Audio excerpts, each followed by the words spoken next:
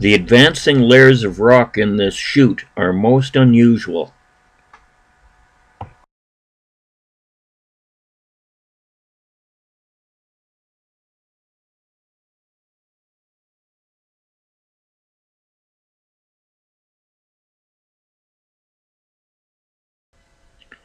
The sandstone, both in the foreground and the background, have interesting rock formations.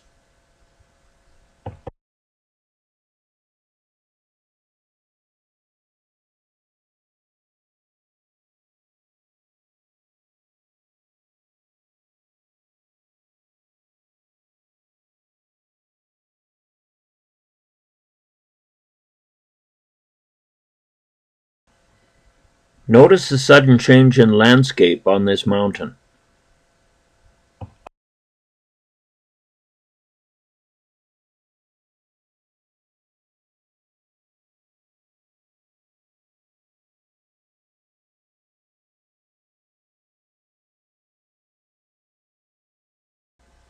I'm not sure what ripped all the bark off this tree, but it'll be lucky if it survives.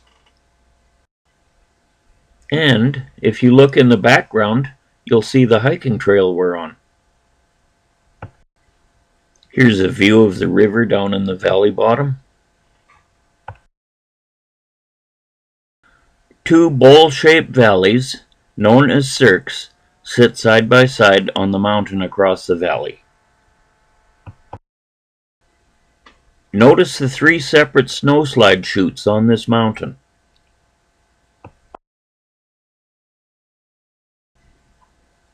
The river twists and snakes through the valley bottom.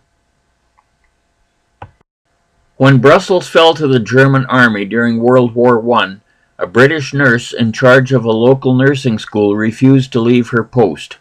Edith Cavell cared for the wounded on both sides and helped over 200 Allied soldiers escape. She was arrested on charges of espionage and was executed by a firing squad on October 12, 1915. Edith Louisa Cavell became known as the Martyr Nurse. As a tribute to her courage, Canada gave her name to the grandest mountain in the Athabasca Valley. Mount Edith Cavell has had many names. Native peoples called it the White Ghost. Voyagers who used it as a landmark called it Montagne de la Grande Traverse, the Mountain of Great Crossing. Others who followed called it Leduc, Mount Fitzhugh, and Mount Cleig. None of the names held until A. O. Wheeler, the founding president of the Alpine Club of Canada, was asked to select a mountain in memory of Edith Cavell. The Canadian Geographic Board approved his selection on March 7, 1916. This is Mount Edith, showing the glaciers and Lake Cavell.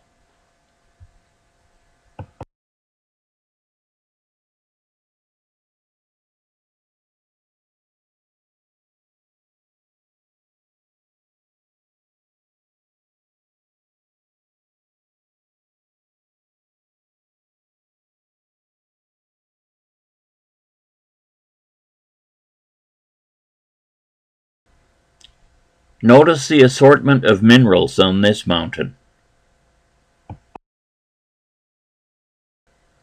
A stream on Mount Edith flows into the valley bottom.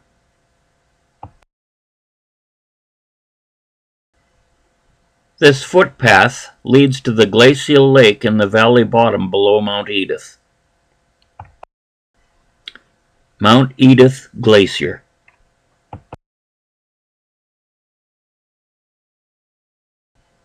The toe of the glacier.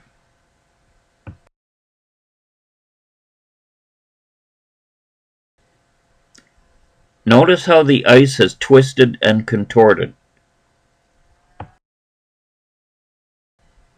The leading edge of the glacier is very craggy.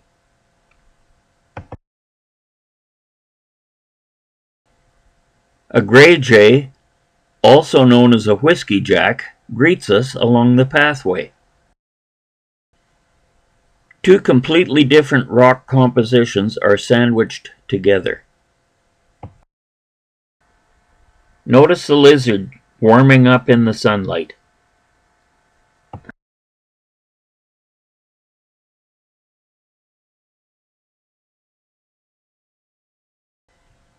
Interesting colored moss grows on these rocks.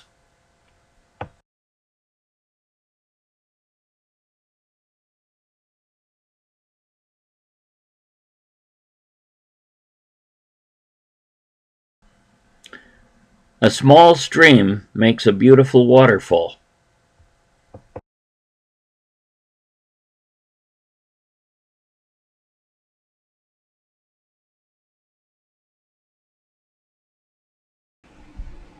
To get to the glacial lake, we've still got a long walk ahead of us. A lake is formed at the melt point of the glacier.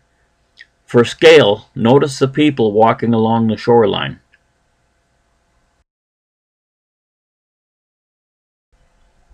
Notice all the snow layers at the glacier's melt point. A huge glacial moraine has formed over the decades. For comparison's sake, these pictures of the glacier were taken in 1915.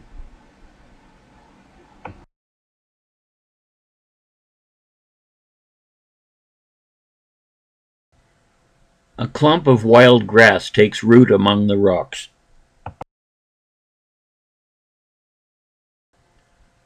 We finally arrive at the meltwater lake.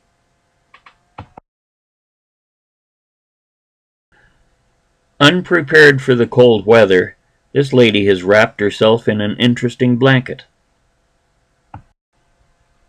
Now that we have arrived at the lake, here's a better view of the glacier's melt point.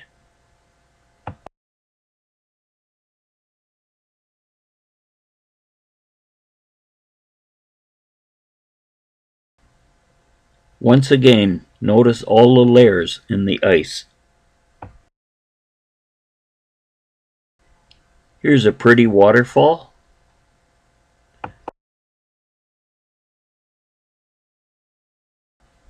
We are not the only ones who enjoy nature's beauty.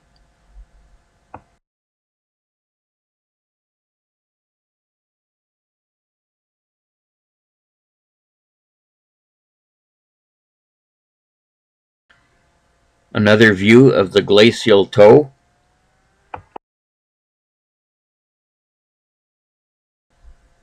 The bottom half of the snowpack is about to break loose and fall down the mountain. Here we can see the full glacier with a nice waterfall at its melt point.